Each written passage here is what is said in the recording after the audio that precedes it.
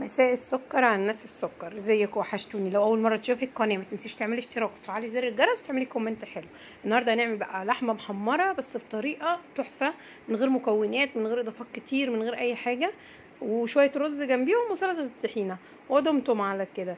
ف تنسيش تعملي لايك وتدعميني عشان القناه تكبر، لان ليا فتره كان عندي قناه واتقفلت وكده، فعايزه القناه دي تتفعل. اول حاجه نجيب اللحمه. احنا بنشتري اللحمه يا جماعه قطعيه واحده، ما تروحيش تجيبي اللحمه من عند الجزار ويلملك اللي على القرمه قدامه ويديهولك. لازم تجيبي حته اللحمه اللي يقطعها لك، قولي له اقطعها لي حته واحده، ما تقطعهاش ليا. ليه؟ لان درجه السوا بتاع كل حته في الذبيحه بتبقى مختلفه عن الحته التانية. يعني مثلا في جزء بيستوي بسرعه، جزء بياخد وقت، في جزء بيبقى نسايره عريضه، في مش عارفه ايه. فكل قطعيه في العجل بيبقى ليها درجه سوا مختلفه. فما تخليوش اللي يملك الحاجه اللي هو حاططها على القرمه قدامه، اللي هي بواقي مثلا تقطيعات للناس، ويوزنها لك. لا، لازم تبقي داخله عليه كده انت فاهمه انا جايه لك، انا بفهم، مش جايه اخد حته لحمه وخلاص. لا، انا عايزاها حته واحده، حتى لو كيلو، هي حته واحده تتاخد علشان خاطر ايه؟ انتي تقطعيها في البيت براحتك. انا عايزه اقطعها براحتي، هو ملوش علاقه بقى. فهنا حطيت معلقه دهن متسيح، طبعا ما كانش عندي ليا، فحطيت حته دهن عادي خالص من اللي أنا مسيحاه. واول ما سخنت نزلت، والحله سخنت كويس جدا، نزلت باللحمه. ما اقلبهاش، اسيبها لما تاخد صدمه جامده، يعني الجنب كله يبتدي يعني ايه، تاخد لون، نبتدي بقى نقلبها بعد كده. فهنا سبتها كده، خدت اللون اللي هو اللون اتغير بتاع اللحمه، وابتدي اقلب الحتت اللي متقلبتش عشان خاطر ايه؟ كلها تاخد نفس اللون. طبعا في المرحله دي هي بتنزل شويه ميه، تمام؟ انتي بتسيبهم لما ينشفوا، شويه ميه صغيرين خالص بينزلوا منها، بتسيبهم لما ينشفوا، يبقى الدهان تاني ظاهر لك زي كده. اول الدهان ما بيظهر لك بتجيبي ميه مغليه، تكوني مشغله الكاتل، حاطه حله ميه تغلي جنبك على بتاخدي منها مجين، ماشي، وبتحطيهم على اللحم. تحطي المجين بتوعك ميه مغليه و... وبتسيبي اللحمه بقى تهدي النار عليها جدا جدا جدا وتسيبيها. ولو عندك حله ضغط تبقى جميله، ما فيش الحله العاديه اهو شغالين بيها وزي الفل، لحد ما خدت سبتها تستوي، وابتديت ان انا اعمل الحاجه بتاعتي جنبها. عملت الرز بشعريه. الرز طبعا ما فيش اي افتكاسات، بنحمر شويه الشعريه وننزل عليهم بالرز والتوابل بتاعتنا، ملح وفلفل وسبع بهارات. لو انت ما عندكيش شوربه، عندك شوربه بتحطي شويه شوربه. انا يعني اكتريه الوقت حتى لو في شوربه بعمل رز بميه، بيبقى احسن ويقعد معاكي اكتر. يعني لو سبتيه مش بيبوظ زي الرز التاني، مبيبقاش ليه روح. الرز اللي بشوربه ممكن يحمض بسرعه.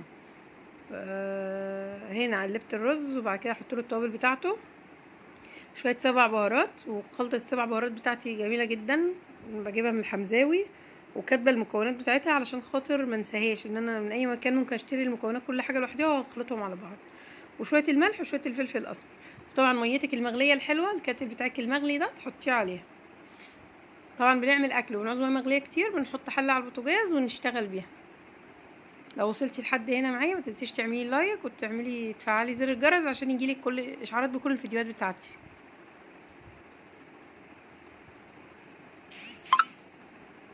بعد كده بقى نعمل سلطه الطحينه. وانا عليا شويه سلطه الطحينه والله بيطلبوا مني دايما، من جمالها وطعامتها، واللي انا متعلماها من جدي الله يرحمه. من الحاجات العظيمه جدا اللي اتعلمتها منه.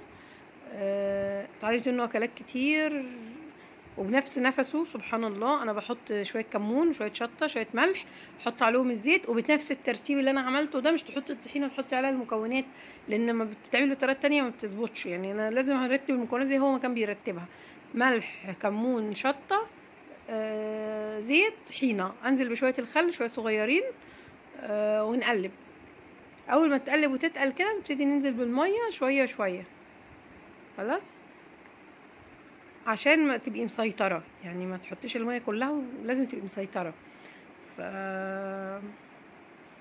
نقلب لحد نوصل السمكه اللي احنا عايزينها. في ناس بتحبها تقيله، في ناس بتحبها خفيفه. لو عايزين اعمل لكم الطحينه المضروبه، اللي هي مش طحينه اللي هي بتبقى بالدقيق ونسبه طحينه قليله جدا، هعملها لكم مره علشان تعرفوها، لانها برضو بتوفر معاكي شويه لو عندك بتعملي كميه كبيره.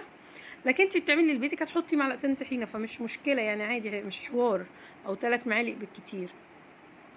ف اكتبوا لي في التعليقات لو عايزين الطريقه التانية اللي بتتعمل بالدقيق، وانا هعملها لكم. او في كمان طريقه تانية بتتعمل بالعيش. هنا بقى اللحمه كانت استوت، شربت الميه بتاعتها كلها، ابتدى الدهان بتاعها يظهر، هبتدي بقى احط لها ايه الملح بتاعي والفلفل. اكتر من كده ما تحطيش. لو بتعملي اكل بلحمه بلدي من عند الجزار ما تحطيش، لان انت مش محتاجه تضيعي طعم اللحمه، لان كفايه ريحتها وهي نيه اصلا يعني. فانت بتحطي تشوفي اللحمه دابت خالص، النسير دابت، احنا كنا حابينها كده. يعني انا كنت كلت نفس اللحمه دي عند النجاحي في اللي هو اللحمه نيفه النجاحي، تحفه نفس الذوبان كده. لو اتعملت بلحمه ضاني او ماعز برضو مش هتقول لا، هتبقى تحفه تحفه. هنا قدمنا الاكل وبالف هنا يا رب كده. شوفي بقى ده النعومه بقى بتاع حته اللحمه. شوفوا دايبه ازاي، بتتهري في ايدك. تنسيش لو وصلتي معايا لحد هنا تعملي اشتراك وتفعلي زر الجرس، تعملي كومنت حلو، واستنيني في فيديوهات جايه.